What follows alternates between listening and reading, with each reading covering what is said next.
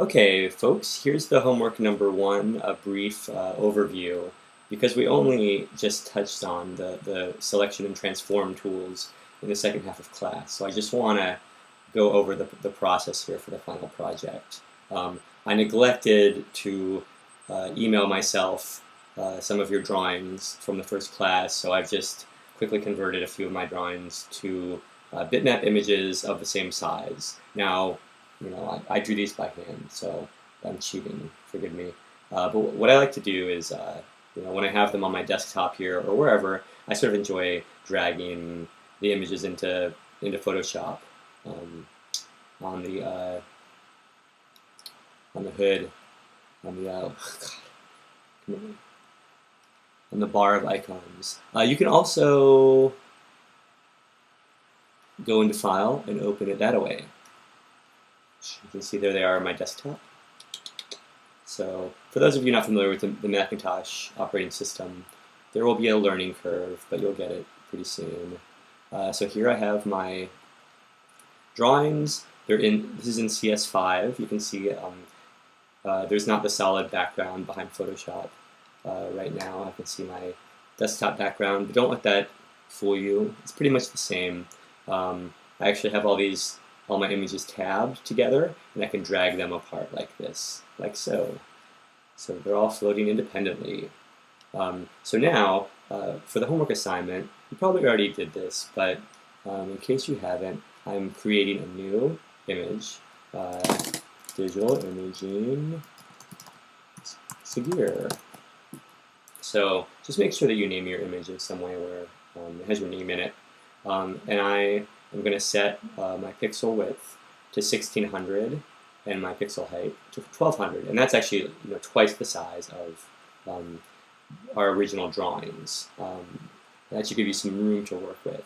And for this one, we want it to move into grayscale color mode. And you can see that that's 8-bit rather than 1-bit.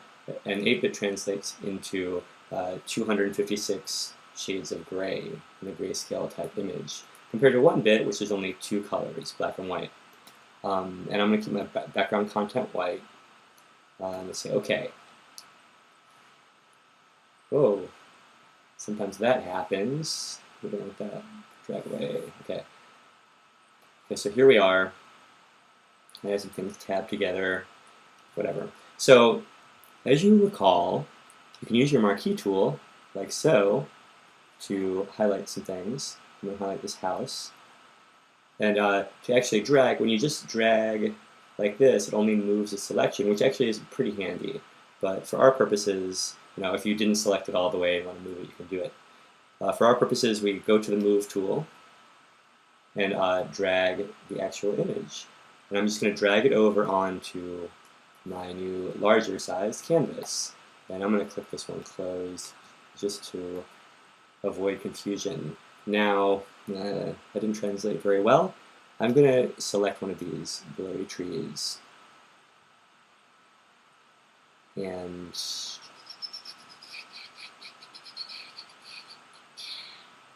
I'm using a stylus, so I'm going pretty quick. I'm going to move him over, come back to the Move tool.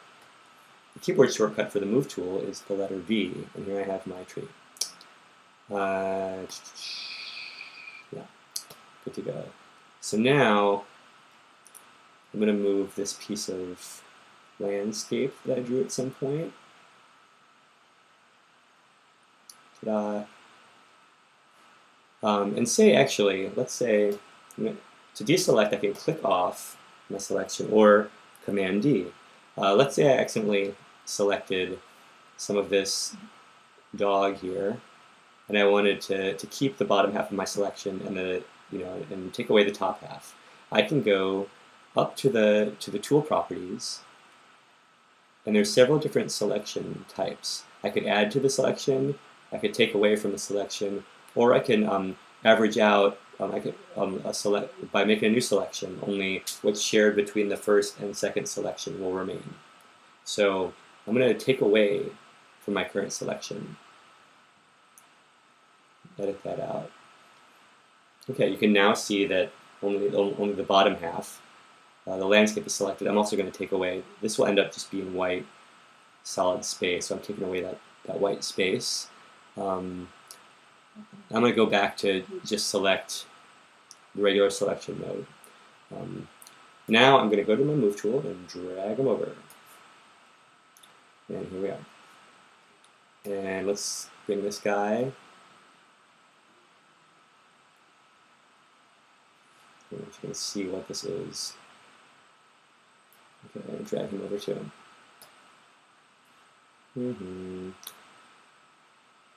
Here he is, everybody's in there now.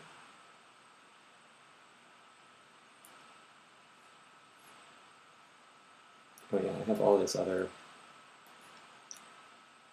I've got to use my navigator. See, I have all this room, don't waste it.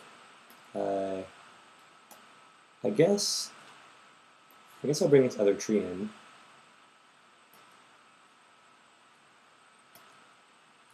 What else do I got?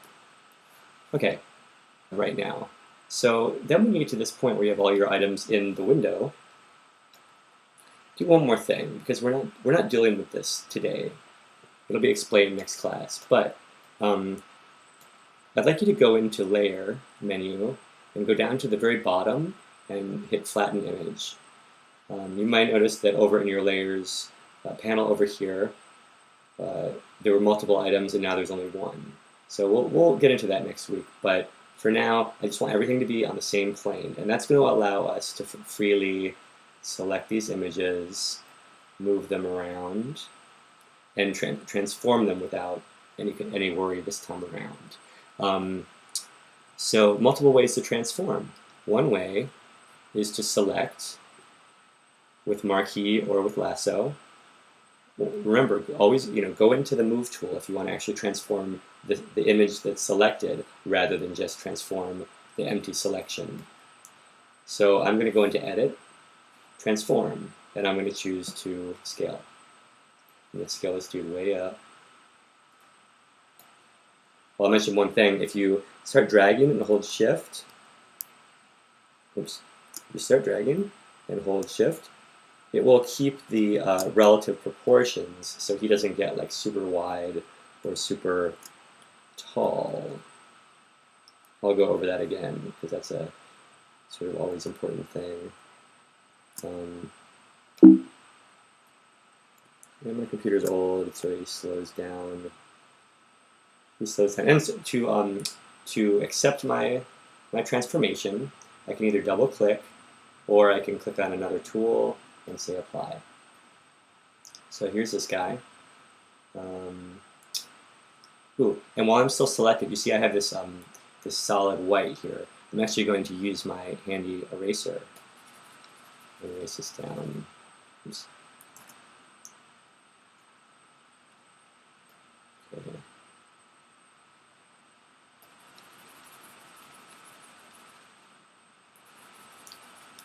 I don't want that stuff to remain. Let's see.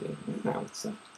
Okay, so you can erase that stuff down. So now I'm going to deselect by clicking off the image. Now I have him here. And so, the other way I can select is by using my marquee or lasso, going into my move tool, and just making sure that the transform controls in the tool properties is selected. Now I have these nice little anchor points on the side of the image, and I can either hold down on one to scale it up, or move my cursor a little bit off the anchor point, and I'll transform to a rotation. So I can always, while I'm doing this, go back into the edit mode and choose different kinds of transformation. There's distort, and you can play around with those. There's warp, there's skew, there's perspective. So play around, and once again you can double click. And what I want you to do is create an image where all these different objects are integrated in a kind of pictorial space. You can select and move cut up parts of the image that way. You can really you can scale things up. Something can be the background, something the foreground. You can overlap things, just find some way to kind of create an idea where all of these disparate parts inhabit the idea, rather than four floating images in different quarters of the composition like I have now. So I'm just gonna stop recording here, and I'll upload this video and then the image of my results after having transformed a little more. So good luck. Once again, bring your final image saved as a PSD on your thumb drive along with your 2 photographs to the next class. Thanks, and I'll see you next time.